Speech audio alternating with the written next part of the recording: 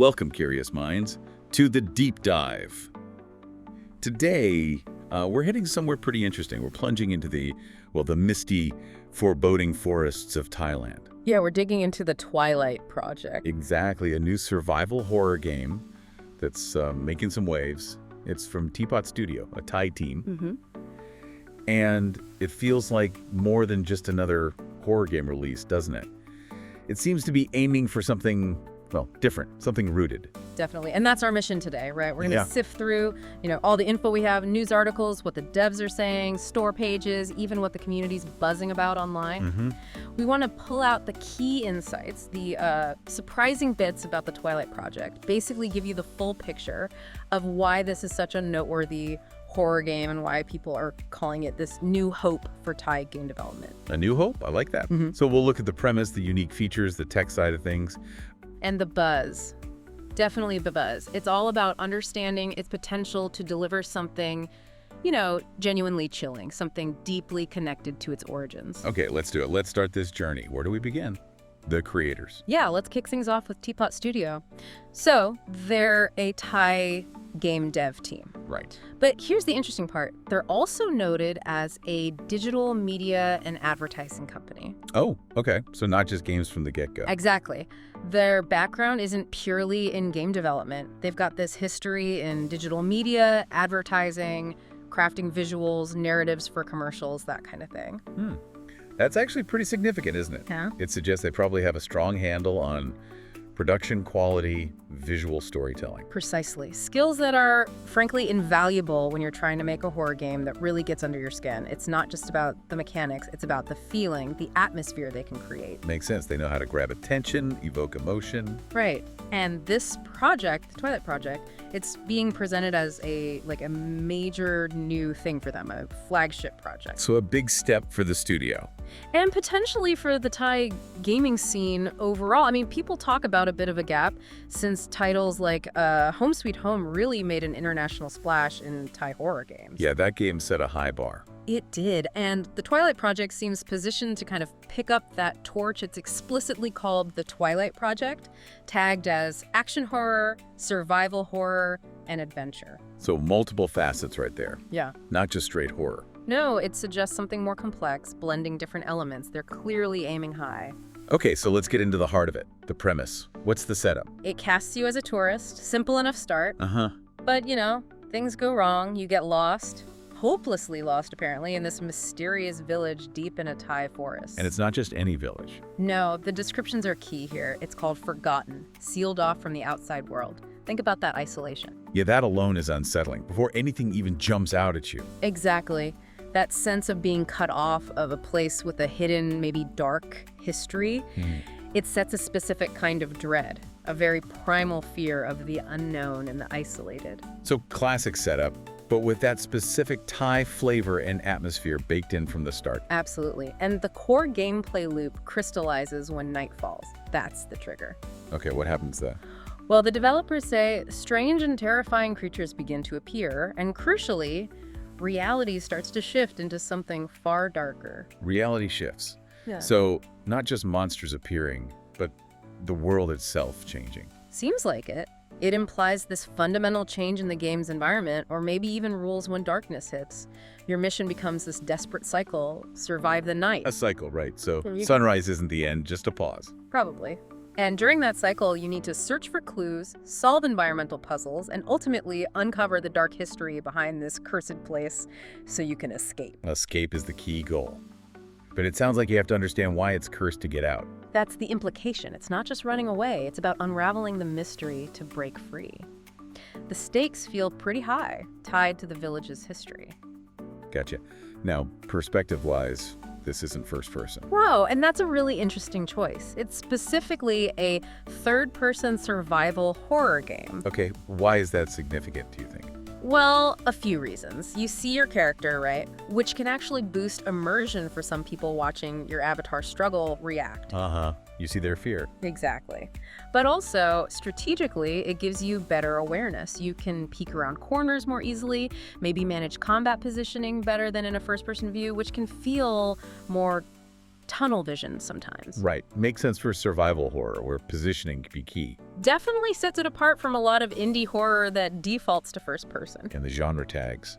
Wow, there are a lot of them. Yeah, it's quite a list. Let's see. Action, adventure, indie, survival horror, shooter, third-person shooter, puzzle, horror, psychological horror, exploration. Okay, deep breath. Parkour, quick-time events, gore, violent, stealth, story-rich, combat, even zombies. Phew. So they're really throwing a lot into the mix here. It's not just one thing. It suggests a really rich, layered experience. And think about the comparisons people are making. They're saying the feel is like Resident Evil 4 mixed with Silent Hill. Wow. Okay. Yeah. That's ambitious. RE4's action and resource management meets Silent Hill's atmosphere and psychological dread. Exactly. But crucially, they add with a full Thai flavor. And this ability to actually fight ghosts or creatures is highlighted. That's a big shift from some previous Thai horror games where running was basically your only option. Right, like Home Sweet Home, you were mostly hiding and running. Yeah, so here you have agency. You can fight back. Okay, let's unpack this. The idea of fighting back, does that lessen the fear, do you think? Or does it just change the kind of fear? That's the million-dollar question, isn't it? I don't think the goal is to make it less scary. It's more about shifting the horror. Well, instead of just the dread of being helpless, it becomes the horror of, like, limited resources. The anxiety of, do I use my last bullet now? Or did I make the right move in that fight? It's the horror of consequence, of your choices potentially leading to disaster. The horror of dwindling hope? Maybe. You can fight, but maybe you can't win every encounter. Exactly. It empowers you just enough to make the struggle feel desperate and personal. That constant decision-making under pressure can be incredibly tense. It's an active dread, not a passive one. Okay, that makes sense. A different flavor of tension. Now, you mentioned the Thai flavor. Let's dive into that. The folklore aspect. Yeah, this is where, for me, it gets really exciting. This is a cornerstone. The game draws deeply from Southeast Asian folklore, but specifically emphasizes Thai folklore and myths. And not just as window dressing, right? No, it seems fundamental. It's baked into the creatures, the atmosphere, the underlying fears the game plays on. It feels like an authentic embrace of indigenous horror traditions. Tapping into those local ghost stories, the things people grew up hearing about. Precisely. That Thai sense of fear, as one source put it, derived from ghost stories we hear on TV programs.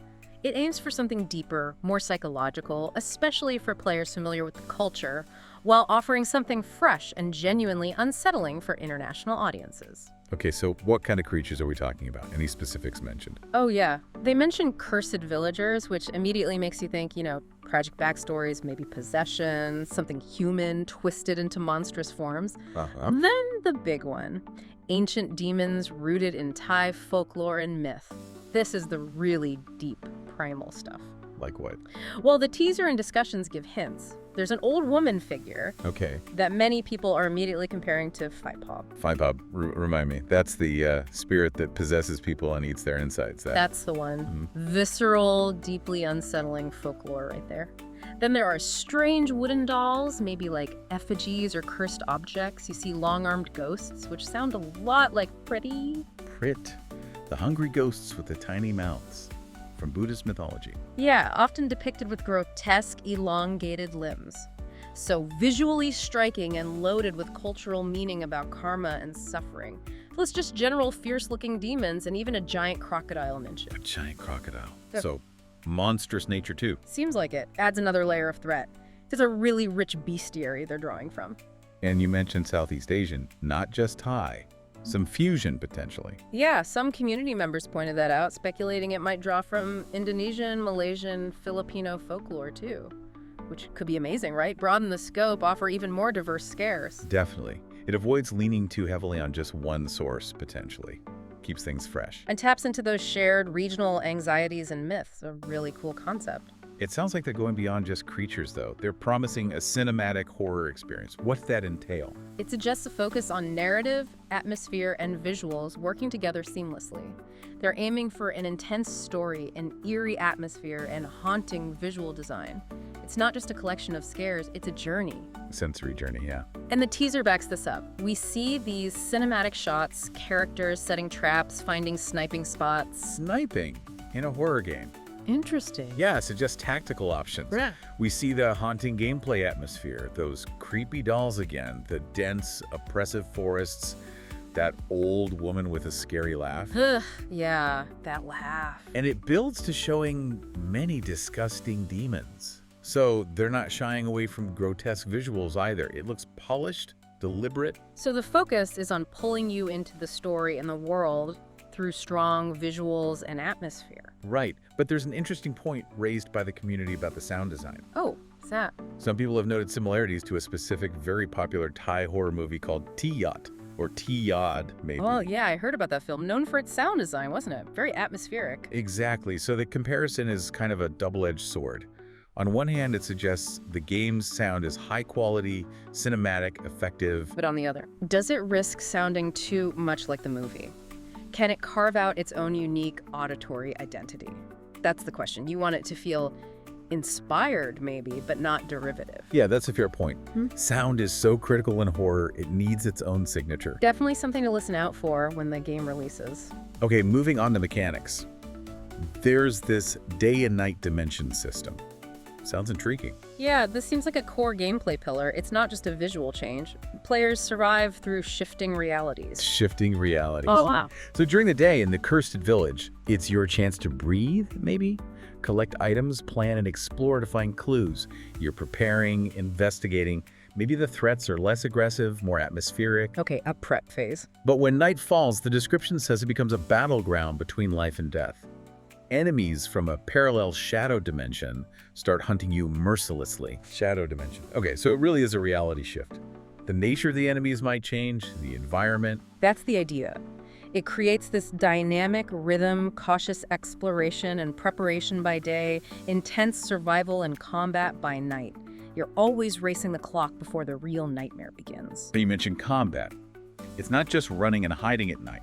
No, and this ties into the fighting aspect. The game explicitly features base defense mechanics. Base defense, like setting up a fort? Sort of. You need to establish safe zones, find places you can hopefully hold out, and more actively, you set up traps or tools to defend against nightly attacks. Okay, picture this. You're boarding up windows, maybe laying down tripwires, using those limited resources you found during the day. Exactly that.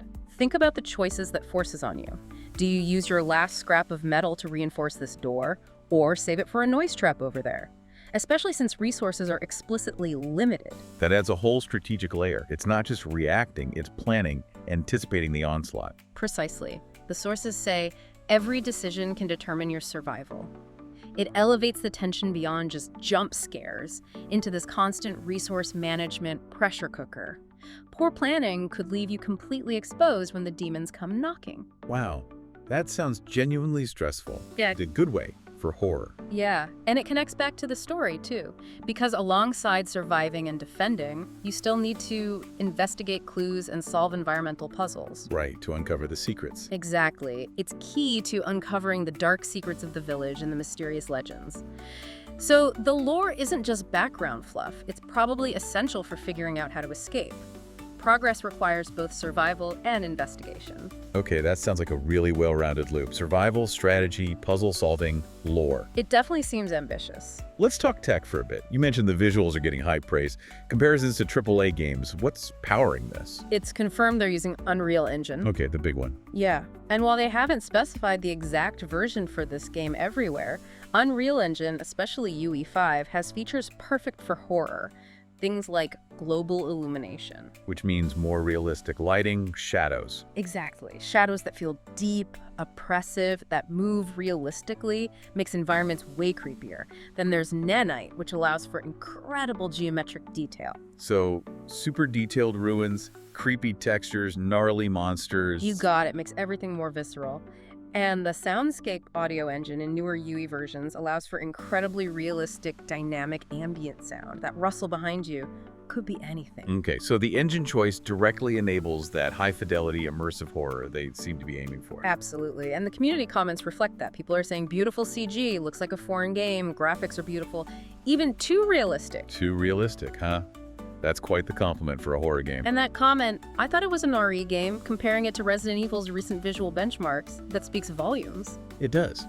But that kind of visual fidelity often comes with a cost, right? System requirement. Yes, they are. Noticeable. The recommended specs are pretty hefty. Lay them on me. Okay, recommended. Processor-wise, a Ryzen 5 5600X or Core i5 1100K, RAM 16 gigabit. And for graphics, a Radeon RX 7800 XT or GeForce RTX 3080 plus 60 gigs of storage. Whoa. Okay, yeah, that's definitely demanding. RTX 3080 recommended. That's serious. It is, but what's fascinating is how some in the community are reacting. They see it as a good sign. How so? High specs is a good sign. Yeah, the sentiment is like, this studio is not playing around. They think it means the final game will actually look like the teaser with no graphic downgrades whatsoever. Ah, okay, so it's seen as a commitment to quality. They're prioritizing the visual experience over making it run on older hardware. That seems to be the interpretation, a signal of ambition and confidence in delivering those stunning visuals. Interesting take. Okay, platforms. We know PC via Steam. Anything else? PC Steam is confirmed. There's also a mention of it potentially coming to consoles as well, though maybe not specified which ones yet.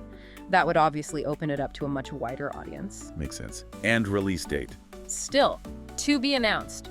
Pretty standard for indie games still in the thick of development. They want to get it right. Understandable. Better to wait for polish. But people can wishlist it on Steam now. Yep, and the devs are encouraging that to keep folks updated. Smart move to build that anticipation. Okay. One last technical point. Content warnings. Horror games often need them. What are they saying here? They've been very upfront. There's a clear warning that the game may contain content not appropriate for all ages. Gendered stuff. But they elaborate. It includes depictions of violence, blood, and imagery that some players may find disturbing. So expect gore, expect unsettling visuals. Right. And interestingly, it also mentions revealing outfits and mild stylistic partial nudity. Okay. Good to know. It paints a picture of a mature, potentially confronting experience. Exactly. It shows they're not shying away from the darker, more intense aspects, fitting that cinematic horror promise for a mature audience. Transparency is good. Totally agree. Okay, let's shift gears to the buzz. The community reaction. You mentioned this new hope idea. Yeah, that phrase keeps popping up. There's this palpable sense of pride and excitement, especially within the Thai gaming community.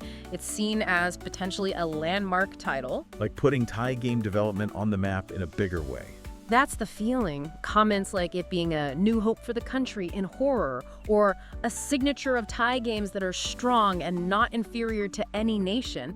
It's more than just hype for a game, it's national pride. That's really cool to see. Yeah, and you see comments like, it's so good to see so many Thai games being created reflecting this broader optimism, and Thai gamers will support it and want to recommend it to foreigners. A desire to share their culture through games. Exactly, and the fact that it's a ghost game, leaning into that folklore, it feels like playing to a national strength almost. Tapping into that national identity through horror makes perfect sense why local players are so eager to back it. And a big part of modern game hype is streamers, right? Is there buzz around that? Oh, absolutely huge. People are already fantasy booking which streamers they want to see play it. Like who? Any big names? Yeah, famous Thai streamers are mentioned constantly. People really want to see Piake HRK, who's known for his horror reactions, Uncle Knight, P-Bay. Okay, so the local stars. Definitely. You see comments like, waiting for Piake, or P-Bay has to play this. People are anticipating the live reactions, the shared experience of watching their favorite streamer get terrified. That can be massive for a game's visibility.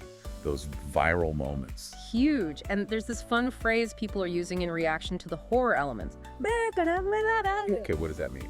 Literally something like Goosebumps Grandpa. It's just a catchy, visceral reaction phrase that's kind of taken off in discussions about the game's scariness. Perfect for stream chat, you know? Yeah, I can picture that. Goosebumps Grandpa, love it. It shows the game's already generating those shareable, memeable moments even before release. So the hype is real, but are there any points of discussion or maybe slight concern amidst all the praise? Areas still unknown. Yeah, it's not all just pure hype. People are thoughtful. The story, for example. While the premise is intriguing, one source rightly points out we still don't know what the storyline is actually like and whether the story will be as intense as they say. Right. The visuals are stunning, the mechanics sound cool, but can the narrative deliver on that intense story promise? Yeah. That's crucial for keeping players hooked. Absolutely. And there's also hope for things like multiple endings. Players want choices that matter, replayability. That makes sense, especially with uncovering secrets being key. You want different paths, different outcomes based on what you find. Exactly. And that other point we touched on, the sound design comparison to the yacht, it's less a concern maybe and more a desire for the game to find its own truly unique sonic identity, to be iconic in its own right. Yeah, to stand completely on its own feet. Understandable. How are the developers handling all this buzz and discussion? Are they engaging? Seems like it, yeah. Teapot Studio is actively encouraging people to follow their official The Twilight Project Thailand Facebook page. They're sharing updates, teasers, development insights there. That's great. Open communication. It really is. It builds community, keeps the hype train going, and shows they're listening. Super important for an indie studio building anticipation like this. Definitely. So, zooming out one last time. Yeah. Connecting this to the bigger picture, what does the Twilight Project represent, potentially? I think it represents a really significant moment, potentially, for the global indie horror scene. It's a powerful example of how local talent, using deeply rooted cultural folklore, can create something genuinely compelling and scary that resonates internationally. Showing that amazing horror can come from anywhere, drawing on unique cultural fears. Exactly. It challenges the idea that horror has to rely on the same few tropes.